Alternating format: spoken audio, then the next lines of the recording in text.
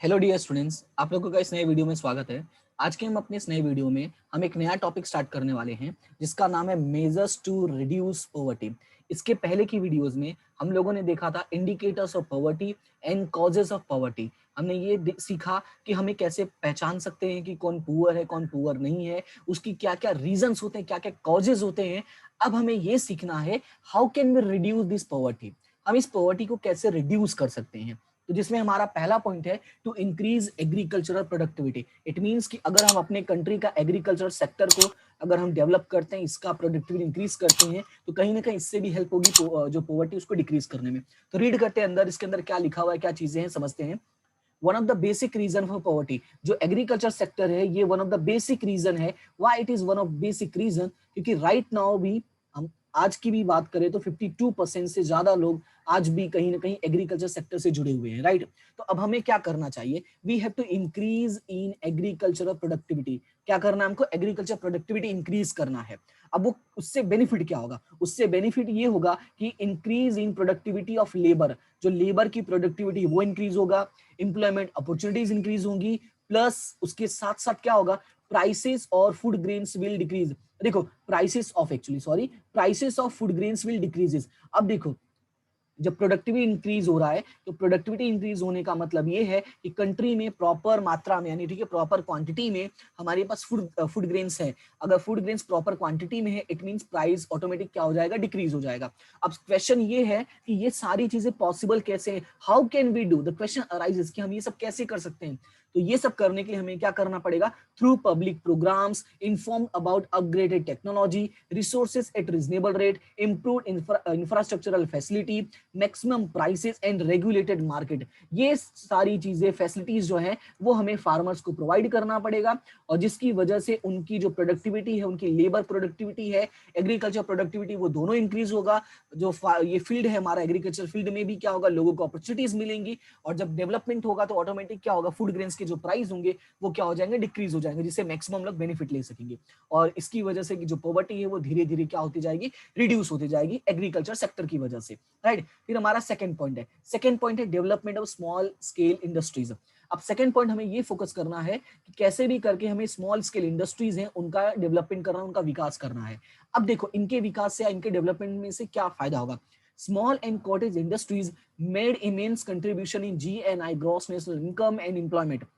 जो हमारा small cottage industry है ये कहीं ना कहीं बहुत ही ज्यादा कंट्रीब्यूशन करते हैं, कहाँ पे? जीएनआई में और एम्प्लॉयमेंट में।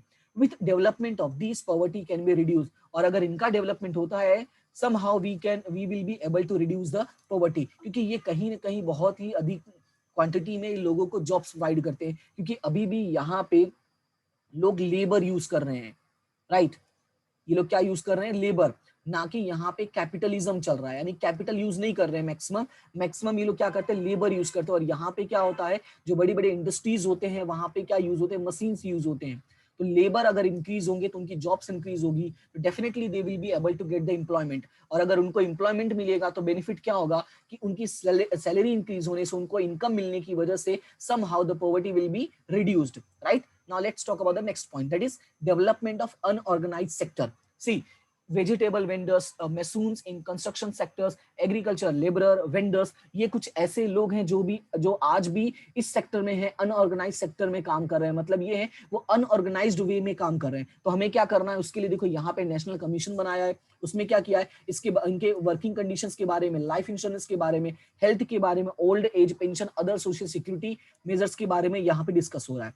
Irrigation facility and loan facility, अब इनको क्या करना है? ये जो हमारे फार्मर्स हैं उनको क्या प्रोवाइड करना है? इरिगेशन फैसिलिटीज प्रोवाइड करना है, उन्हें अलग अलग टाइप की लोन फैसिलिटीज प्रोवाइड करना है। जो ये हमारे वर्कर्स हैं, वेंडर्स हैं, लाइक लेबरर हैं, इनको हम ये सारी चीजें प्रोवाइड करके कहीं ना कहीं हम क्या कर सकते हैं? पॉवर्टी रिड्यूस कर सकते हैं। How can poverty will be reduce? Because they will be able to get the jobs. उनको जॉब्स मिल रहा है, उनकी इनकम इंक्रीज होंगी, then definitely the poverty will be reduce, right. Now the next point, use of appropriate tax policies. अब देखो, appropriate tax policy use करने से क्या बेनिफिट होगा? Reduce income inequality by redistributing income. अब देखो, बेनिफिट क्या है कि जब हम उन लोगों से टैक्स वसूल रहे हैं, राइट, तो अब टैक्स वसूलने से क्या कर सकते हैं? We can reduce income inequality. How can we reduce the income inequality by redistributing the income, मतलब जो हम लोगों को टैक्स मिला हुआ है उसको हम पब्लिक में वापस डिस्ट्रीब्यूट करेंगे। अब कैसे डिस्ट्रीब्यूट करना है वो समझना है। मोर टैक्सेस फ्रॉम रिचेस, जो रिच क्लास है उन लोगों से ज्यादा टैक्स वसूल करना। ज्यादा मतलब ऐसा नहीं कि वो बाद में उनको प्रॉब्लम हो, मींस कि इतना टैक्स वसूल करना है कि उनको भी प्रॉब्लम ना हो और गवर्नमेंट को भी बेनिफिट हो। प्लस ये जो टैक्स आएगा क्या करना है, less taxes and given concession to poor, मतलब इन टैक्सेस का यूज करना है कंसेशन देने में, प्लस जो लोग गरीब हैं उन लोगों से कम टैक्सेस वसूल करना है, right. In this way government imposes tax on rich peoples and makes expenses on welfare oriented programme.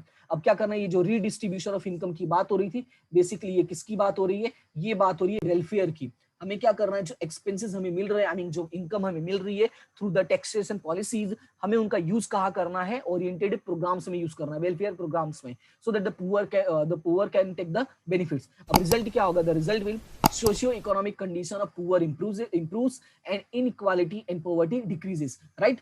तो अगर हम ये सारी चीजें फैसिलिटीज प्रोवाइड कर रहे हैं तो हमारे जो गरीब लोग हैं उनकी इकोनॉमिक कंडीशंस अच्छी होंगी, प्लस जो हमारे कंट्री में इनइक्वालिटीज हैं, पॉवर्टीज है, वो भी क्या होंगे, डिक्रीज होगा, right. Now let's talk about the next point. Next point is rise in human capital investment. अब देखो ह्यूमन कैपिटल में कैसे इन्वेस्टमेंट करना है, यानी ह्यूमंस में कैसे इन्वेस्टमेंट करना है।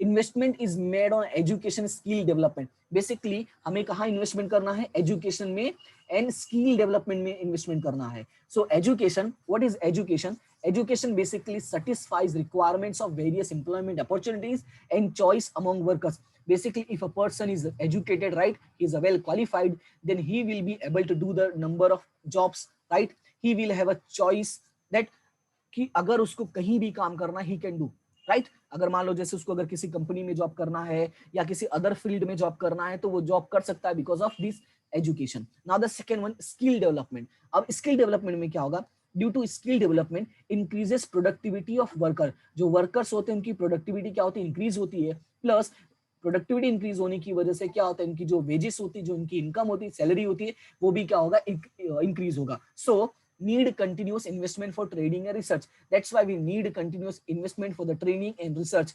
और जो हमारे कॉलेज के स्टूडेंट्स हैं उनके लिए भी हमें कुछ ऐसा करना होगा, टूर्स पे ले जाना होगा, इंडस्ट्रियल टूर पे उनको प्रैक्टिकल सिखाना होगा, so that they will be able to get the jobs, right. Employment opportunities उनको मिलेगी, बिकॉज थियोरिटिकल नॉलेज से बेनिफिट नहीं होगा जब तक हम उसको प्रैक्टिकल वे में नहीं सीखते, राइट। और अगर वो प्रैक्टिकल वे में सीखेंगे so they will be able to do the number of jobs, okay. जहां भी जाएंगे वो प्रॉपर वे में काम कर पाएंगे, उनके पास अच्छी अपॉर्चुनिटीज होंगी, उनके पास प्रैक्टिकल नॉलेज होगा, okay. Now the next one, goods and services at reasonable rates.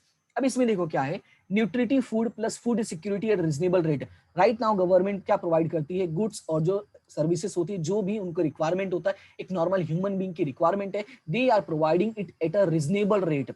How they are providing it reasonable rate, nutritive food, food securities at reasonable rate directly reduces poverty. अब देखो situation क्या है कि अगर ये सारी चीजें हैं, मतलब ये जो फूड्स प्रोवाइड कर रहे हैं, सर्विसेज प्रोवाइड कर रहे हैं, इससे क्या होगा, ये कहीं ना कहीं डायरेक्टली पॉवर्टी पर असर करेगा। कैसे, देखो जो लोग गरीब हैं अगर उनको खाना मिल रहा है, उनको फूड सिक्योरिटीज है प्रॉपर, ऐसे फूड मिल रहे हैं जिसमें प्रॉपर न्यूट्रिशन है, तो उनके पास क्या होगा, उनका हेल्थ अच्छा होगा, एंड डेफिनेटली फिर हेल्थ अच्छा है तो वो काम ज्यादा करेंगे, काम अच्छे से कर पाएंगे तो उनकी इनकम होगी, इनकम होगी तो पॉवर्टी डिक्रीज होगा, right.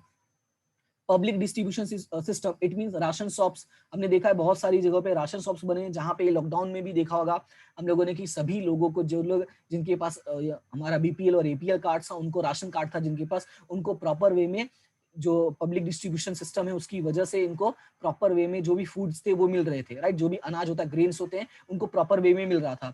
During drought and scarcity responsibility of public distribution system is more. जब कोई ऐसा सिचुएशन आता है, ड्रॉट है, स्कैरसिटी टाइप का सिचुएशन, तो ऐसे केसेस में जो पब्लिक डिस्ट्रीब्यूशन सिस्टम है, यानी जो राशन शॉप्स होते हैं, इनकी रिस्पॉन्सिबिलिटीज वो इंक्रीज हो जाती है। जैसा अभी हम लोगों ने ये सिस्टम देखा था कि लॉकडाउन की वजह से, ठीक है, ये कोरोना की वजह से काफी लोगों को प्रॉब्लम हो रही थी, तो ये राशन शॉप्स ने काफी हेल्प की थी लोगों की, राइट। उनको प्रॉपर वे में फूड प्रोवाइड कर रहे थे, इसकी वजह से काफी लोग मेंटली जो स्ट्रेस था वो कहीं ना कहीं कम हो गया था कि एटलीस्ट चलो खाने को चीजें हमें मिल रही है, राइट ना। बस यही ध्यान रखना है कि भाई हेल्थ नहीं खराब होनी चाहिए, हमें कहीं बाहर नहीं जाना, अननेसेसरी वर्क के लिए बाहर नहीं जाना, राइट। तो ये कुछ रीजन है जिसकी वजह से आप क्या कर सकते हो, कंट्री में प्रॉपर वे में जो हमारा पॉवर्टी उसको हम लोग क्या कर सकते हैं, रिड्यूस कर सकते हैं। ओके, तो आई होप कि ये सारे पॉइंट्स आपको समझ में आ गए होंगे। इन सारे पॉइंट्स को रीड करना और जो भी यहाँ पे मैंने नोट्स ऐड किया हुआ है उसको अच्छे से देख लेना, राइट। और टेलीग्राम ग्रुप ज्वाइन कर लेना, वहां पे तुम्हें ये सारे नोट्स मिल जाएंगे। जैसे जैसे हमारी क्लास होती जाएगी आपको नोट्स वहां पे मिलते जाएंगे। एंड अगर आपको क्लास अच्छी लगी हो, समझ में आया हो, तो वीडियो को लाइक शेयर एंड सब्सक्राइब जरूर करना। And the most important thing, हंसते रहे, मुस्कुराते रहे, आगे बढ़ते रहे। अब मिलते हैं अपने नेक्स्ट क्लास में। Thank you so much and have a good day.